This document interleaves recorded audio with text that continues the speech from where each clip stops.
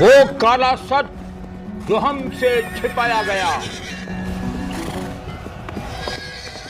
Islamic आक्रांताओं का बर्बर इतिहास। श्री कृष्ण जन्मभूमि को कैसे लूटा गया। महमूद गजनबी से लेकर औरंगजेब तक एक काला सच। आज हम आपको सुनाने जा रहे हैं योगेश्वर श्री कृष्ण की पावन जन्मभूमि मथुरा की वह पीड़ा जिसे बार बार आक्रांताओं ने लूटा और ध्वस्त किया।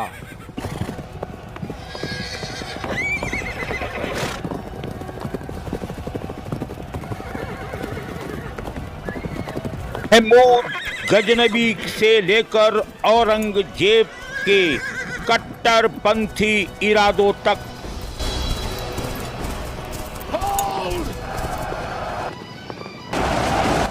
किस तरह एक पावन भूमि को मटिया मेट कर दिया, किस तरह सनातन संस्कृति को कुचलने और नष्ट करने के लिए बार बार हमले किए गए।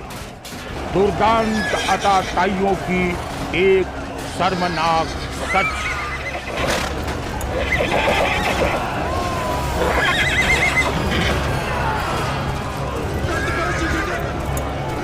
ये अलग बात है कि आजादी के बाद इस देश में मुगलों को महान बता दिया गया, उनके चरित्र को विशाल बताकर बच्चों को स्कूलों में रटाया और पढ़ाया गया, परंतु आर्यावर्त में सनातन के मंदिरों, मठों, गुरुद्वारों को कैसे ध्वस्त किया गया, कैसे मासूम बेटियों की अस्मतें लूटी गई, ब्राह्मणों का सामूहिक कत्लेआम हुआ और तलवार की धार पर कराया गया धर्म परिवर्तन।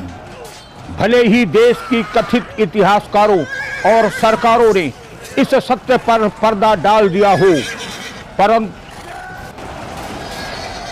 आज भी लाखों लाख मंदिर, मठ और गुरुकुलों के भग्नावशेष व उन्हें तोड़कर बनाई गई मस्जिदें चीख चीख कर आक्रांताओं की दरिंदगी का दास्तान बयां कर रही हैं।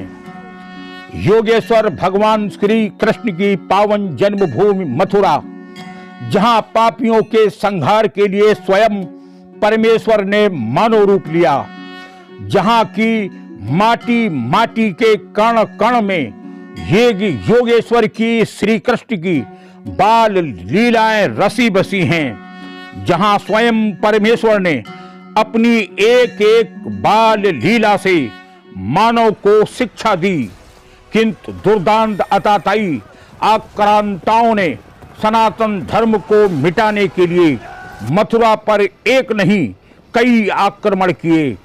बार बार वहां के मंदिरों को ध्वस्त किया गया। 7वीं शताब्दी के प्रारंभ से मुस्लिम आक्रांताओं के आक्रमण प्रारंभ हो गए थे और 16वीं शताब्दी तक हजारों हिंदू, बौद्ध और जैन मंदिरों को ध्वस्त कर दिया गया।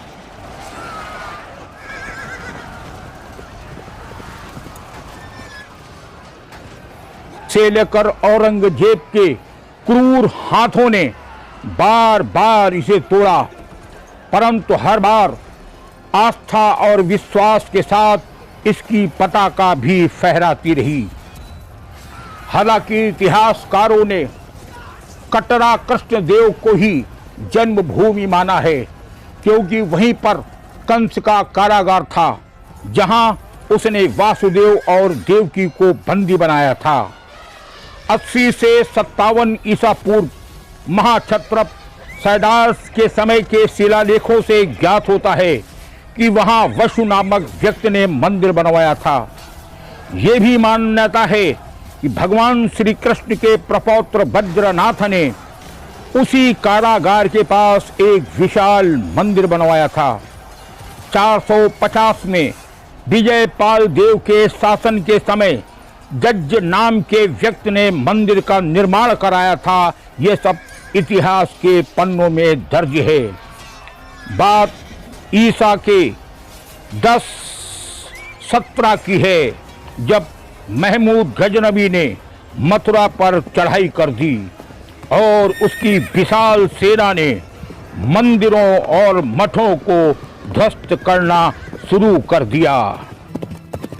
घोड़ों की टापों, तलवारों की खनखनाहट, चीख पुकार के साथ लूटपाट जारी कर दी गई। मासूम बेटियों की अस्मतें लूटी जाने लगी। तलवार की धार पर सब कुछ तहस नहस किया जाता रहा और देखते ही देखते जन्मभूमि को तबाह, बर्बाद और ध्वस्त कर दिया गया। किंतु बाद में 1105 ईसा में महाराजा विजयपाल देव के शासनकाल में जट नाम के व्यक्ति ने पुनः मंदिर का निर्माण करा दिया। 16वीं शताब्दी में सिकंदर लोधी की सेना ने पुनः मथुरा पर आक्रमण किया और मंदिर को ध्वस्त कर दिया। सिकंदर लोधी की सेना ने भी भयंकर मारकाट, लूटपाट, बलात्कार किया और सारे के सारे मठ, मंदिर और गुरुकुलों को तबाह करता हुआ उसने जन्मभूमि को भी किर्च किर्च चिंदी में मिलाकर बर्बाद कर दिया। परंतु तब ओरछा के शासक राजा वीर सिंह जूदेव बुंदेला ने पुनः मंदिर का निर्माण प्रारंभ करा दिया। कहते हैं कि तब मंदिर इतना ऊंचा और विशाल था कि आगरा से ही वह दिखाई देता था। परंतु आक्रांताओं की आंख में हिंदुओं के मंदिर अखरते रहे और आखिर सन 1669 में औरंगजेब के आदेश पर उसके सेना ने भयंकर लूटपाट कर मथुरा पर हल्ला बोल दिया। बौखलाई और पगलाई औरंगजेब की सेना ने मथुरा में लूटपाट करना शुरू कर दिया। तलवार की धार पर उसने सब कुछ चिंदी चिंदी करते हुए मथुरा के एक एक मंदिर, गुरुकुल और मठों को ध्वस्त करता हुआ अंततः गत्वा जन्मभूमि को भी उसने तबाह और बर्बाद कर दिया। औरंगजेब को जब सूचना दी गई कि पूरी तरह जन्मभूमि ध्वस्त कर दी गई, तब औरंगजेब ने आदेश दिया कि वहां पर ईदगाह का निर्माण करा दिया जाए और भयंकर रक्तपात के बीच औरंगजेब के आदेश पर ईदगाह का निर्माण कर दिया गया।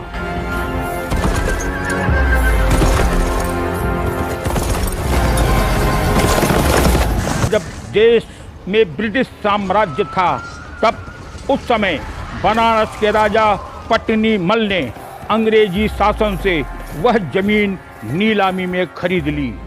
जब मदन मोहन मालवीय जी गए तो उन्हें वो स्थान देखकर काफी कष्ट हुआ और उन्होंने तब देश के सबसे बड़े उद्योगपति जुगल किशोर बिरला से आग्रह किया कि यहाँ मंदिर का निर्माण किया जाए। बिरला जी ने राजा पट्टनी मल के वंशजों से वह जमीन खरीद ली। 1951 में बिरला जी ने श्री कृष्ण झू जन्मभूमि ट्रस्ट की स्थापना की, लेकिन स्थानीय मुसलमानों ने विरोध करना शुरू कर दिया। प्रबल विरोध, कोर्ट कचहरी के चक्कर लगाने शुरू कर दिए गए, लेकिन अंततः 1982 में कृष्ण जन्मभूमि ने मूर्त रूप ले लिया। कहते हैं ये बिरला जी के ही अदम्य साहस का परिणाम था कि एक बार फिर कृष्ण जन्मभूमि की गगनचुंबी इमारत वहां पर खड़ी हो गई। कुल मिलाकर सनातन के एक एक स्थानों को चुन चुन कर नष्ट किया गया था।